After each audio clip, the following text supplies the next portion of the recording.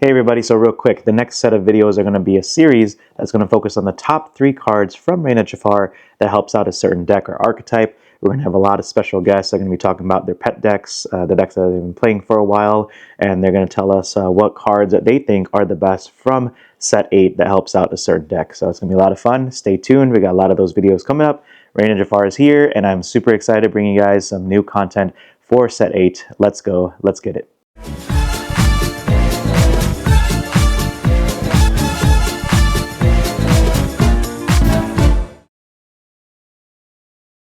Hey everyone, welcome back to the channel. AladdinsCastle here, and today we're continuing our series on the top 3 cards from Reign of Jafar that helps out a specific deck. Today I'm joined with Daryl, aka ZeroTheHero, who's going to be talking about Blurple.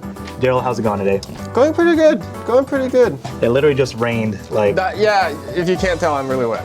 Yeah, but that's part of the subscription to Medify. Anyways, today we're going to be talking about Blurple. I know it's been a while since you were on the channel. You've been busy with a lot of things going on. You kind of took a little break mid-season, came back strong with the set champs, won some stuff there too as well. And then you also recently started a podcast with Orgain, right? Yeah, that's going to be super fun. You guys should check it out on my channel, ZeroTheHero. Yeah, so congrats to you on that. What's new? How's life? Anything you want to update us before we start the video? No, it's great. We're chilling. I'm really excited for the next set and the one after. We've been getting a lot of news about that. Right. But I heard you're getting up and you got a card reveal. You got 1K subs. Let's go. We're all going to grow this together. Chicagoland community, that's what we're here for. Exactly. So, set 8 is around the corner. You'll be playing your pet deck, Blurple. Yes. Some people are new to the game, actually, that just started recently, or maybe even some people have never picked up Blurple before. How would you explain to them what Blurple is, what it does, what it's trying to do? Like, what does Blurple look like at the end of set 7? Yes. So, Blurple, pretty easy way to explain would be it does Amethyst but faster. Like just you try and get to the Amethyst cards faster. So you're ramping and you have the whole like bounce package. You got everything that Amethyst does. You just try and beat them to it. Like I think what people like to say, Genie on 3 is what they like to say, because that's the broken part about Blurple. If you just keep getting them on there, if they stick, then you kind of just win.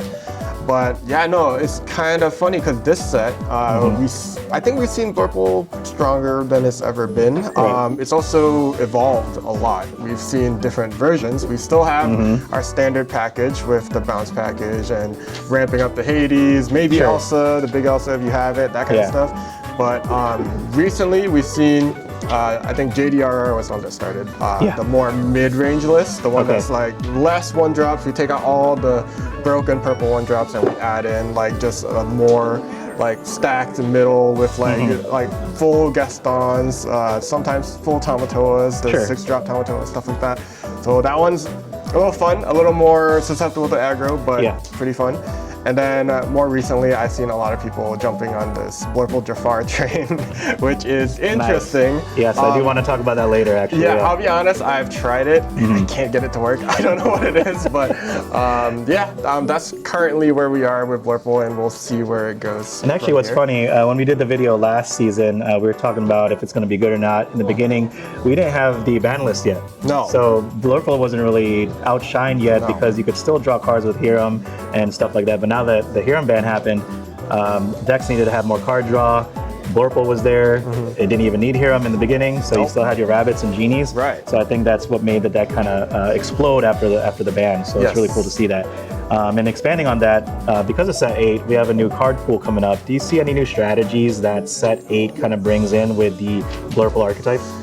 I don't know if we're getting any new strategies per se. It's hard to tell like right off the bat because like for example, I didn't really see this whole like like illusion parrot stuff going on and the Tamatoa crabs like.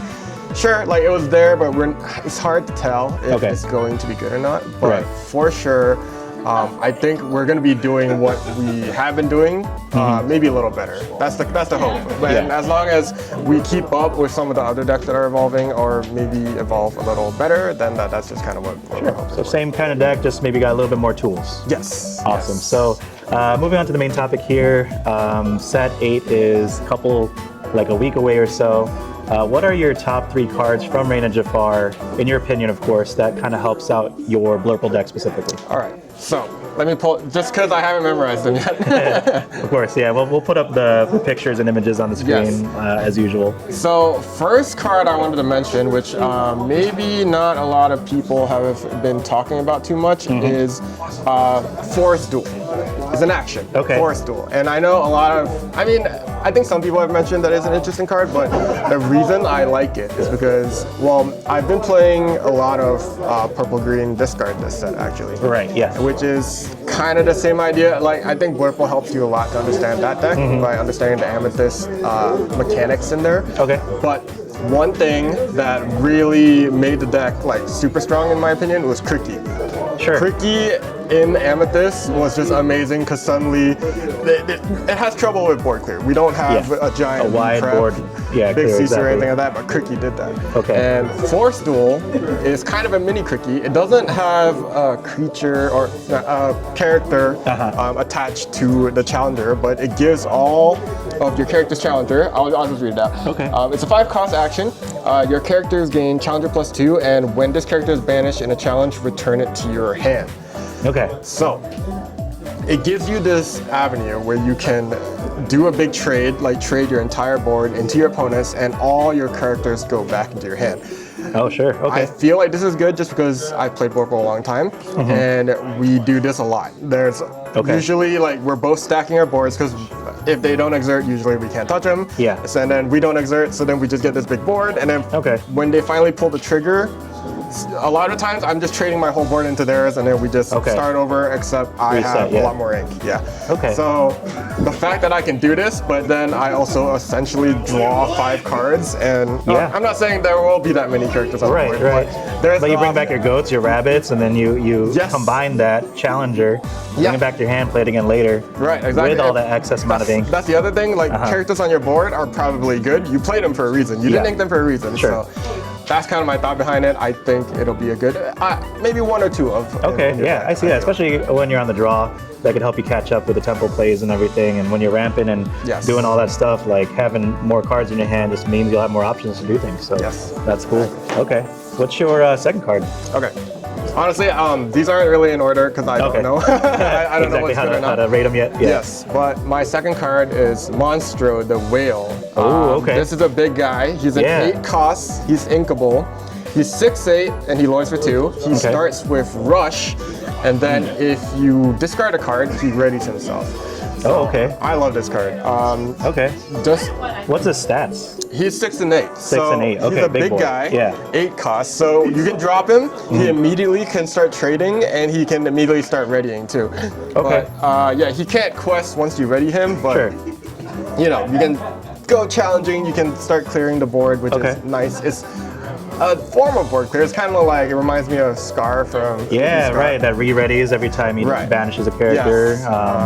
But this is inkable. Yeah, unfortunately, you have to discard a card every time he readies, but... Right, but if you combine it with the last card that you had, you'll have some cards in your hand. You have a lot of cards in your hand, and you could clear the board that way too. Exactly, and if you're playing Blurple, usually you got some, hopefully you have a good help. You guys draw. So yeah, definitely a nice card. It's just, it feels good, and the stats just seem really good to me. Sure. Yeah. So yeah, I think it'll be a good addition. We're playing Blurple, having a big like top end that are really good or helpful. And you don't have to rush. It's still quest for 2, and it's really hard to get rid of because it's the stat line is sticky. Yes. That's cool. the hope. I like it. Yeah. All right. And then moving on to the other card over here. Right. So I wanted an honorable mention just before we get to the top. Okay. I think I was kind of building anticipation. Maybe you guys thought this would be my top card. Okay. But honorable mention, not in my top 3 though. I have the Into the Unknown song. Oh, sure. Yeah. Yes. Because I think a lot of people are hyping this up as the Blurple card. Okay. It is very cool. It's a 3-cost inkable. Basically, let it go. Okay. It sends a character from your opponent's character, or I don't think it has to be your opponent. Does it have to be exerted or? Yes. So a chosen exerted character into the player's inkwell. So you can even do it to yourself. That's nice. But yeah, it's interesting for sure. You can even do it to yourself if you really want to ramp, I guess. Okay. But The reason it's not really in my top 3 is because of that one word that you just mentioned. It's very conditional, so they have to be exerted. They have to be exerted, and it is super nice that we have a cheaper Let It Go that can be sung. Okay. Maybe it is a good card. Maybe I will be running one of it. Okay. But I'm not sure, just because I feel like we have really good ways to deal with exerted characters already. Sure. And I would just almost rather play Let It Go, because like right now, I think if you see Blurple decks, they run 0 or 1 or 2 Let It Goes. Right.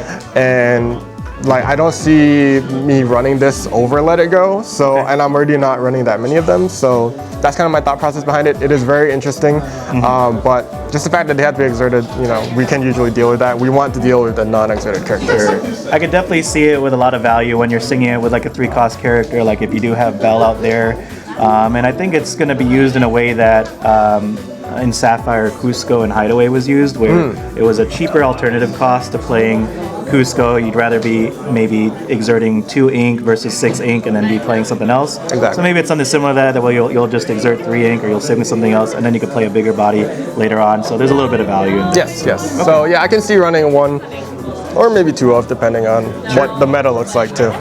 Okay. Nice. But yeah, my true last card for the top 3, I put Elsa, the 4-cost inkable Elsa from this set.